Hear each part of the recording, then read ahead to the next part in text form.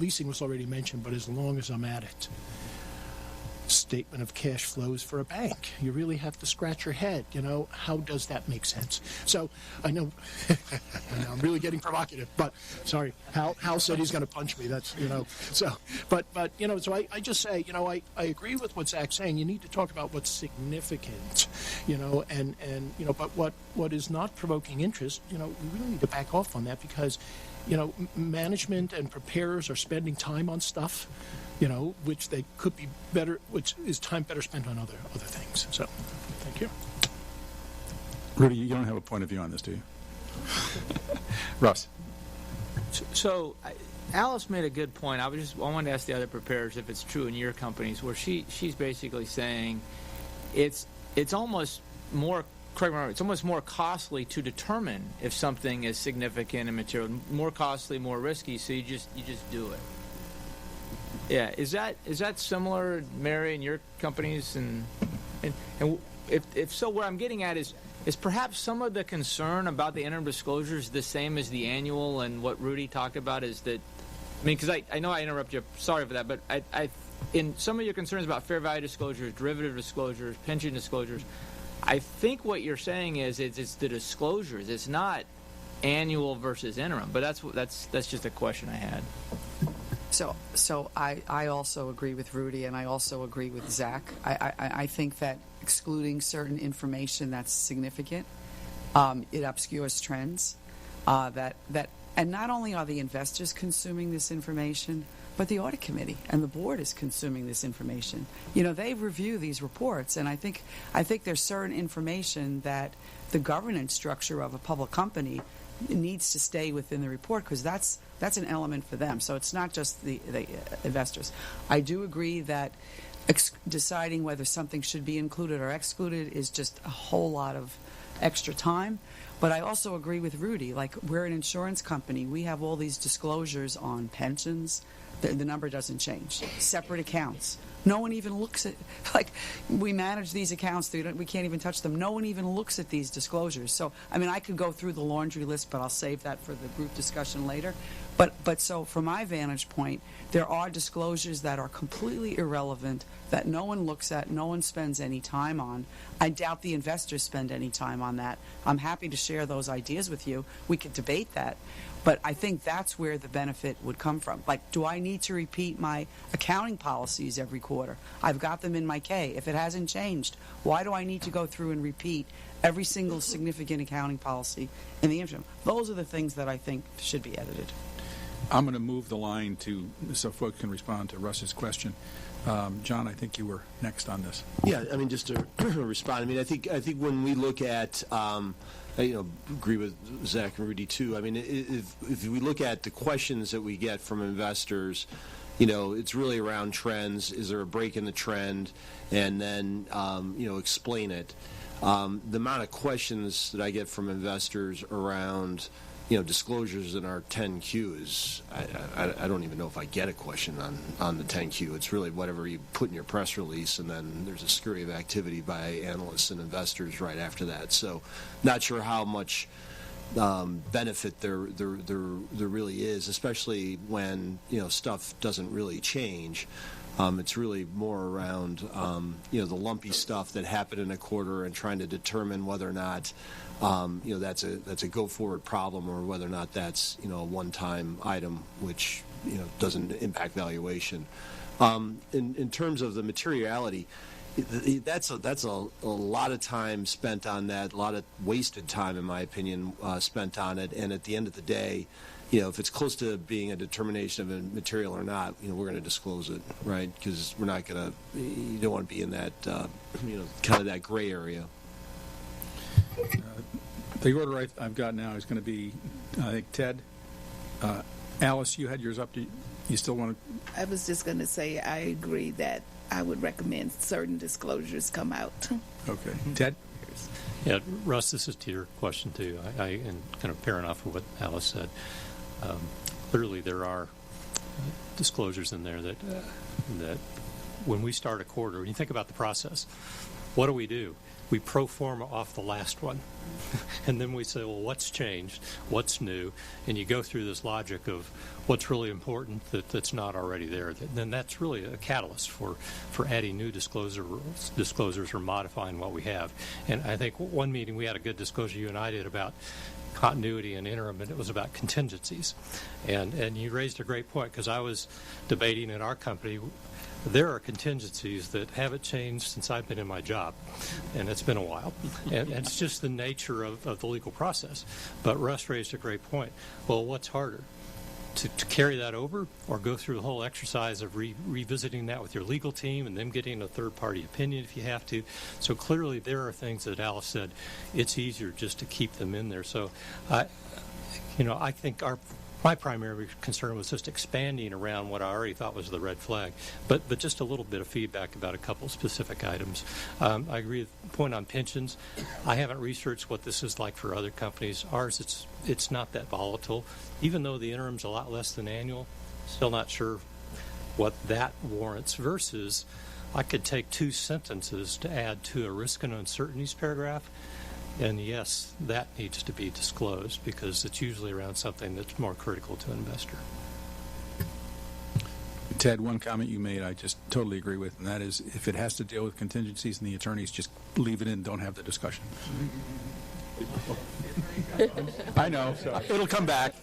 No, you don't get a chance. You're not. I haven't called on you yet. Amy. Just to respond to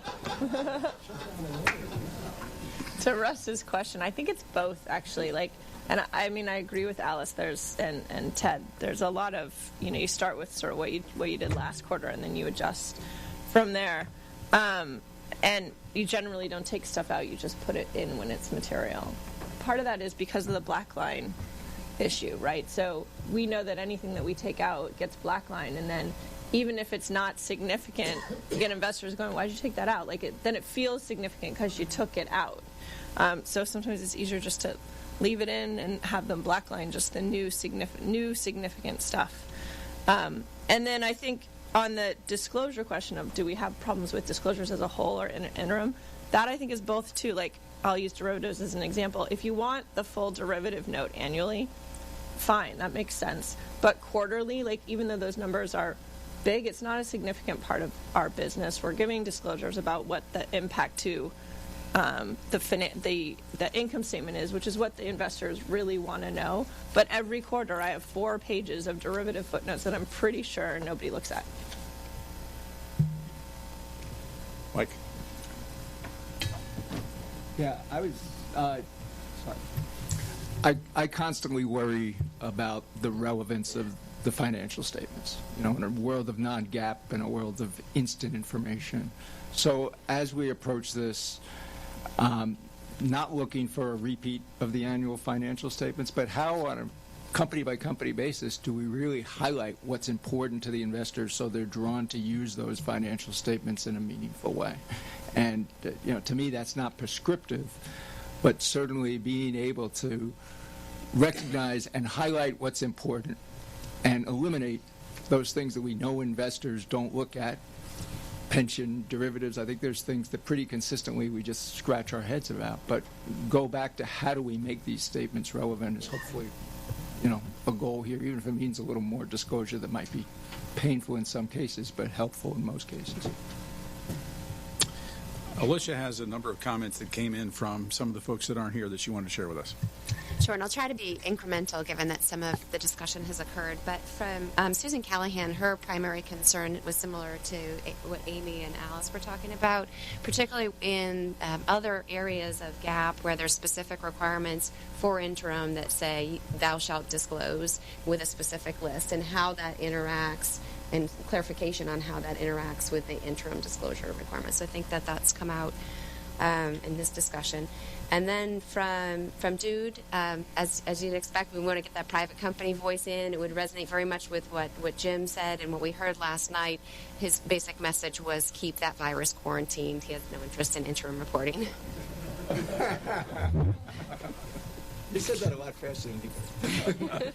Yeah, but the message came through. Samir. Thank you. So I just had a few observations that might cover several of the things we've talked about. In general, I feel fairly satisfied with the level of quarterly disclosures. I don't think I've ever come across a situation where I really felt that something was material that was omitted in a way where I felt that the disclosure wasn't appropriate or sufficient.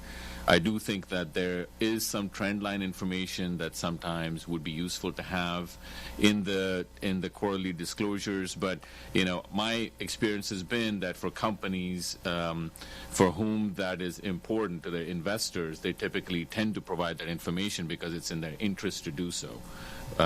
Now, they may disclose it in other formats, 8K filings, etc., as opposed to putting it in the 10Q, but it is in their interest to disclose that information because their investors demand it, and that can affect the valuation of their companies. I do want to second a couple of things that Rudy mentioned from the standpoint of things that could be reconsidered from a disclosure standpoint, specifically the TDRs. I think that's probably, at least in my experience, has not been that valuable of a disclosure, especially on a quarterly basis.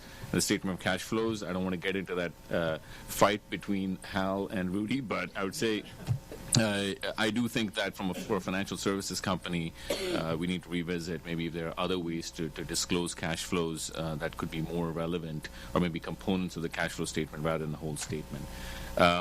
Most of the commentary I think that we've heard from the investor standpoint, I think some of the part that was related to technical issues, I think those we can discuss when we have the discussion about AI and the like.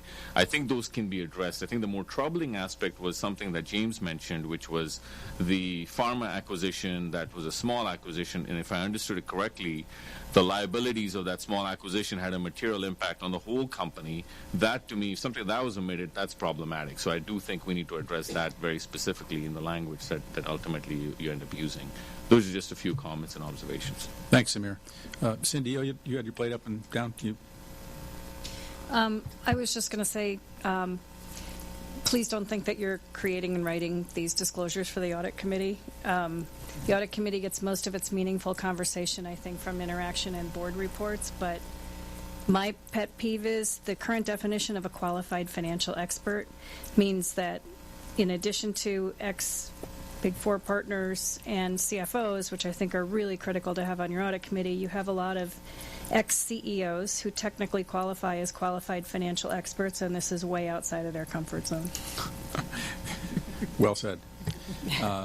We have not really, and this is to you, Nick, we've not really specifically addressed question 3, but I think we've heard a lot about question 3, as much from a conceptual perspective as anything else. So are you comfortable with where we are on that, based upon the input you saw? Yeah, as far as possible additions, just one of them was mentioned, which is like concentrations within the quarter versus the kind of that's one that's hit our radar, so that's one we'll talk about.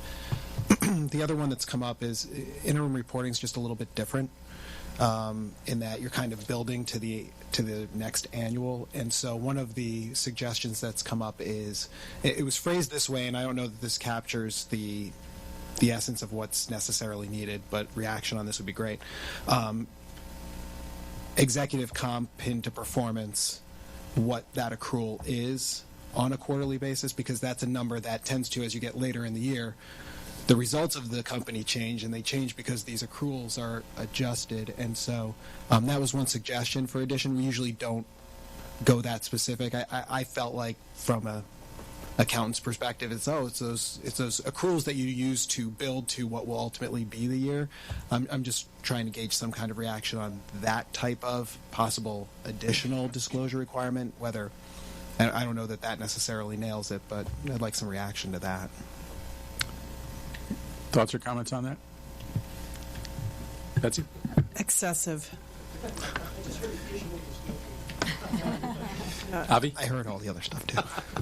I think that's excessive disclosure. I think for us to have to put in our financial statements, we file proxies every year. In the proxies, there's an enormous amount of disclosure that we're required to put in there regarding how we compensate our chief executives, what our MIP, and what our incentive comps are, et cetera.